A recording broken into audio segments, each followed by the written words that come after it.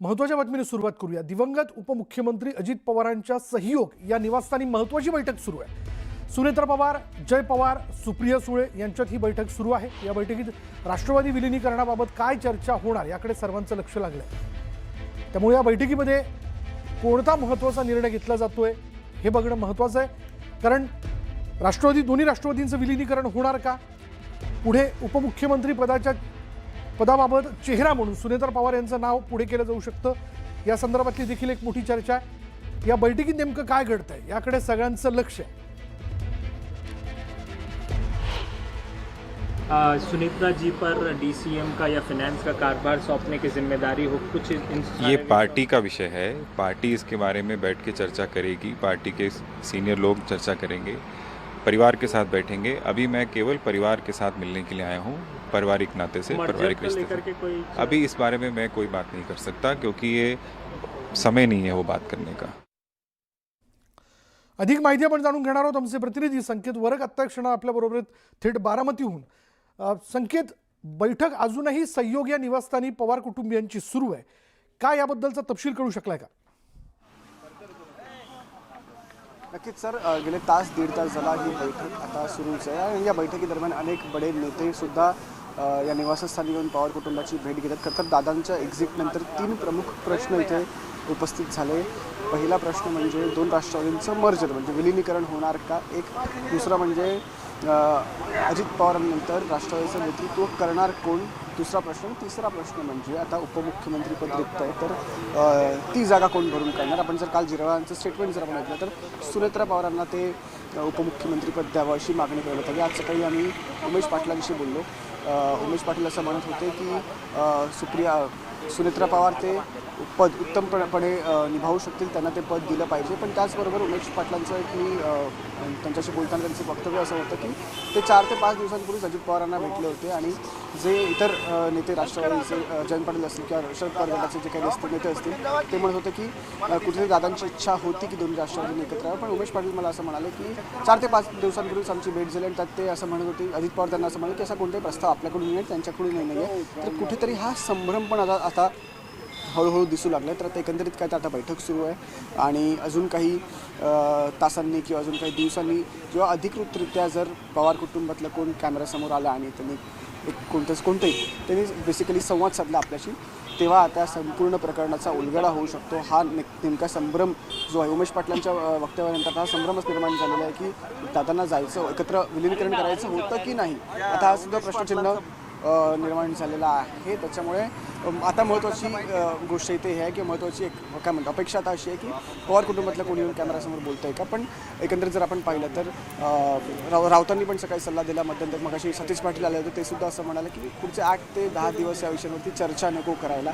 त्याच्यामुळे आता नेमका हा पुढे काय होतं हे पाहणं खूप जास्त महत्त्वाचं ठरणार आहे। विशाल सर, धन्यवाद संकेत या सगळ्या तपशिलाबद्दल। राष्ट्रवादी काँग्रेस विलीनीकरणासंदर्भात अजित पवारांनी 14 बैठका घेतल्या होत्या अशी माहिती उच्चस्तरीय सूत्रांनी दिली। या बैठकांची भाजपच्या वरिष्ठ नेत्यांनाही माहिती देण्यात आल्याचं सूत्रांनी सांगितलं।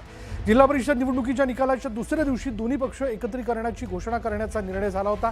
म्हणूनच उमेदवारांना तुतारीऐवजी घड्याळावर लढवण्याचा निर्णय घेतला गेला अशी सूत्रांची माहिती। या राष्ट्रवादी पक्ष एकत्रीकरणासाठी अजित पवारांच्या जयंत पाटील, सुप्रिया सुळे आणि अमोल कोल्हे यांच्या एकूण 14 बैठका पार पडल्या होत्या अशी देखील माहिती आहे। अंतिम बैठकीनंतर अजित पवार यांनी शरद पवार यांना भेटून बैठकीत झालेल्या निर्णयाची माहिती देऊन चर्चा केली होती आणि या बैठकीत शरद पवार यांनी दोन्ही पक्ष एकत्र येण्यास हिरवा कंदील दिला होता अशी देखील माहिती।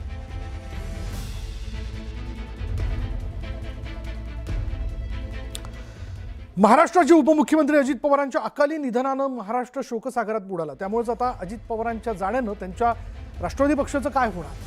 निधनापूर्वी अजित पवारांनी जी दोन्ही राष्ट्रवादीच्या जवळकीची सुरुवात केलेली त्याचं काय होणार असे अनेक प्रश्न उपस्थित होत आहेत। त्यातच आता शरद पवारांच्या राष्ट्रवादी नेत्यांनी केलेल्या दाव्यामुळे एकीकरणाच्या चर्चांना उधाण आलंय।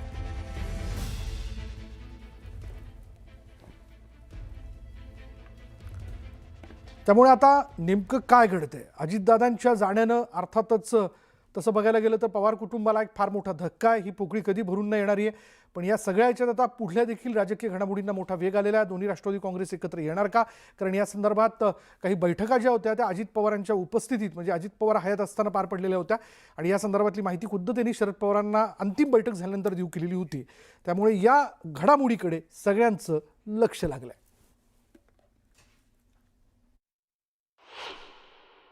अलीकडच्या काळामध्ये ही भूमिका होती की दोन्ही पक्ष एकत्रित यावेत, एकसंघ पुन्हा आपण सगळे व्हावे आणि त्यासाठी माझ्या आणि त्यांच्या बऱ्याच बैठका देखील झालेल्या होत्या आणि त्यानंतर आमच्या पक्षाचे प्रमुख पदाधिकाऱ्यांची आणि त्यांचीही अलीकडच्या काळात बैठक झालेली होती.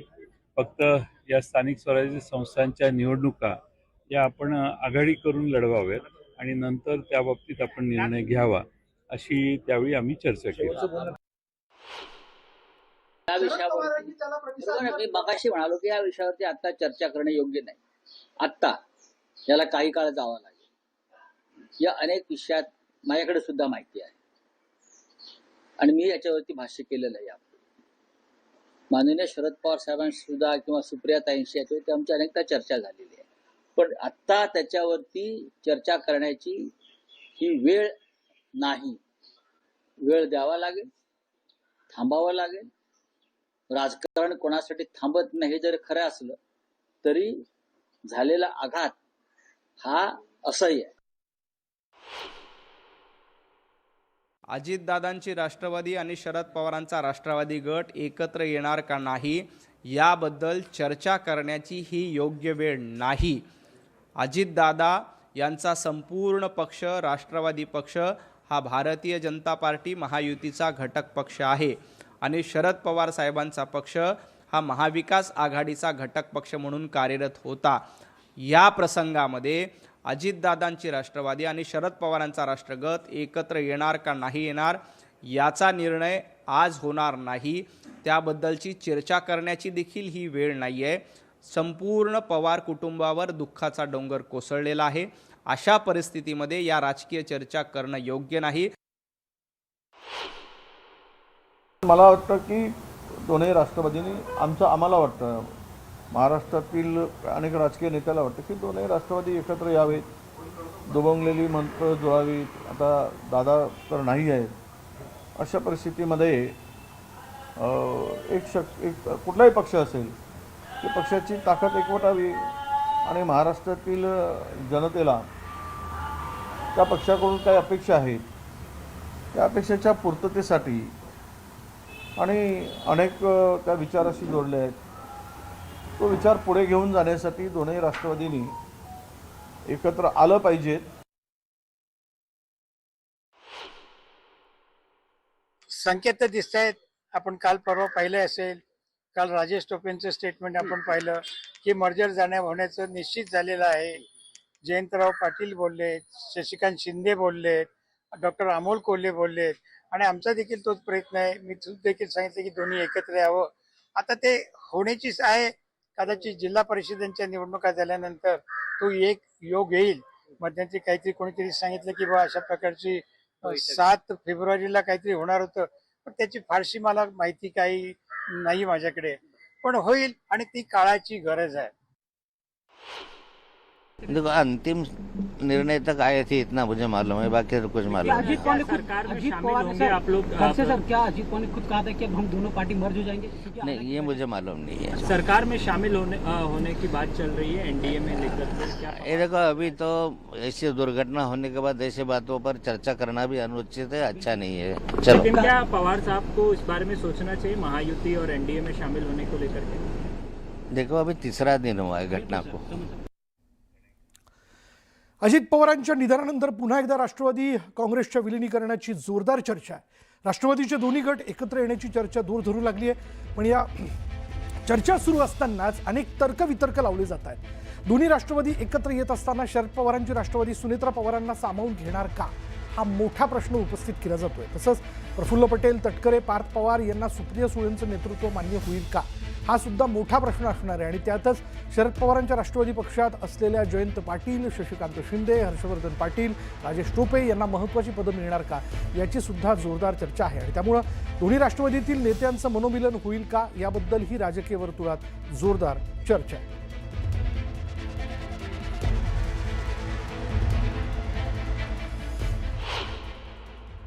या संदर्भामध्ये माझ्याकडे तर काही माहिती नाही आहे, कारण मध्यंतरी ज्या वेळेला अजितदादांच्या बरोबर मी अनेक वेळेला या संदर्भामध्ये चर्चा करायचो की आपल्याकडे असं काही प्रस्ताव आहे का, तर त्यावेळेला दादा तरी कधी बोलले नाहीत मला, किंवा आमच्यामध्ये जी चर्चा व्हायची त्याच्यामध्ये या संदर्भानं एकत्रित येण्याच्या बाबतीमध्ये चर्चा झाली नाही.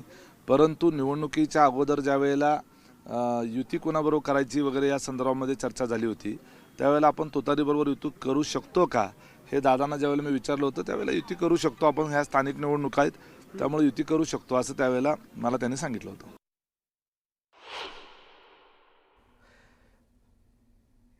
पुढे बघूयात. उपमुख्यमंत्रीपदाबाबत लवकरात लवकर निर्णय घेण्याची राष्ट्रवादीच्या नेत्यांनी मुख्यमंत्र्यांना विनंती केली. राष्ट्रवादीच्या नेत्यांनी मुख्यमंत्र्यांसोबत बैठक घेतली. ही 1 तास बैठक सुरू होती. मुख्यमंत्र्यांच्या वर्षा निवासस्थानावर ही बैठक पार पडली. या बैठकीमध्ये राष्ट्रवादी काँग्रेसचे छगन भुजबळ, सुनील तटकरे, प्रफुल्ल पटेल हे महत्त्वाचे नेते उपस्थित होते. मुख्यमंत्र्यांसोबत या नेत्यांची तासभर बैठक सुरू होती. बैठकीत काय चर्चा झाली याकडे सर्वांचं लक्ष लागलं.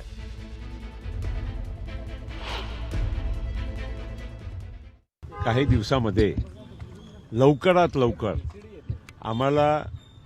निर्णय आम्हाला करायचा आहे आणि त्याच्यासाठी आमच्या पक्षाचे सर्व आमदारांनाही बोलवून त्यांच्याशी चर्चा करून आणि योग्य निर्णय तातडीनं निर्णय जनभावनाला आदर करून आदरणीय अजितदादा पवारांचा जे काही या आमच्या पक्षासाठी जे महत्त्वाचा एक योगदान होता, त्यांची अत्यंत महत्त्वाची भूमिका होती, सगळ्या बाबतीचा विचार करून आम्हाला लवकरात लवकर निर्णय करायचा आहे. सुनेत्रा वहिनी पवार यांचा कुठलाही आज आम्ही नावाची चर्चा केली नाही, पण ते आमच्या अंतर्गत विषय आहे.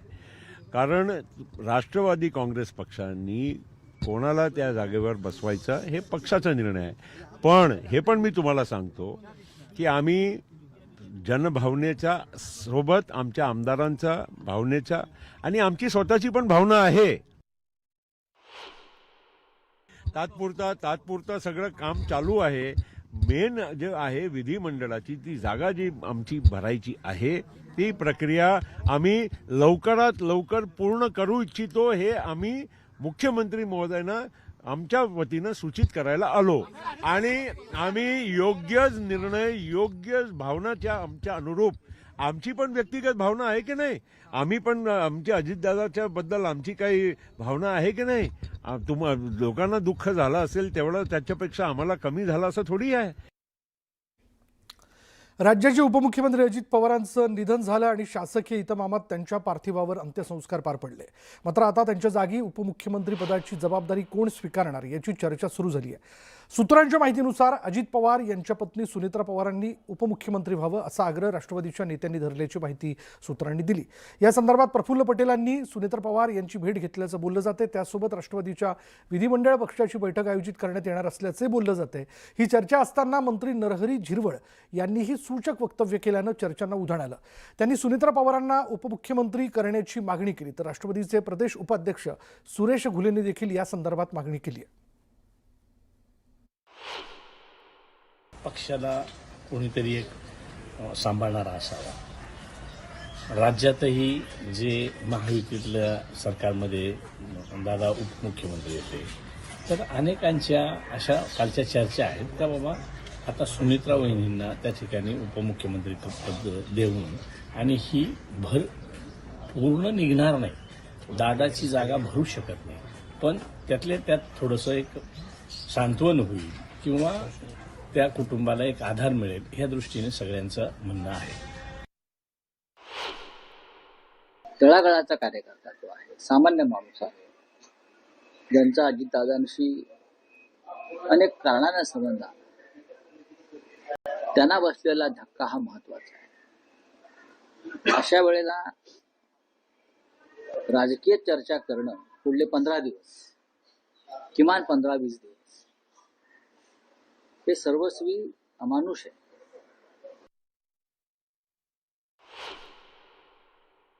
सुमित्रा पवार यांना काय करायचं त्यांच्या पक्षात त्याबद्दलचा निर्णय होईल, त्यासाठी देखील ही योग्य वेळ नाही.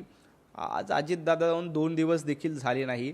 असं असताना त्यांच्या जागी यांना घेतलं पाहिजे, त्यांच्या जागी त्यांना नको, हे चर्चा करण्याचं ही वेळच नाही आहे. आत्ता स्वतः पवार कुटुंब असतील, सुनेत्राताई असतील, पार्थ पवार असतील, हे सगळे दुःखाच्या डोंगरामध्ये आहेत. अशा परिस्थितीमध्ये राजकारणाच्या चर्चा करणं कुणालाही शोभत नाही. या विषयावरती आता बोलणं हे अमानुष आहे. जर कोणी हा विषय काढला असेल तर ते माणुसकी शून्य लोक आहेत. मग त्यांच्या पक्षातले मंत्री असतील किंवा आमदार असतील. त्या बाईने आपला पती गमावलेला आहे, कुटुंबाने एक कर्ता पुरुष गमावलेला आहे, तिच्या डोळ्यामध्ये अजून अश्रूच्या धारा वाहत आहेत. अशा वेळेला तुम्ही कोणी नेतृत्व करावं ह्याच्यावरती आता पत्ते आणि डाव खेळत असाल तर ते अमानुष आहे. म्हणजे त्याच्यावरती मी बोलणार नाही आता.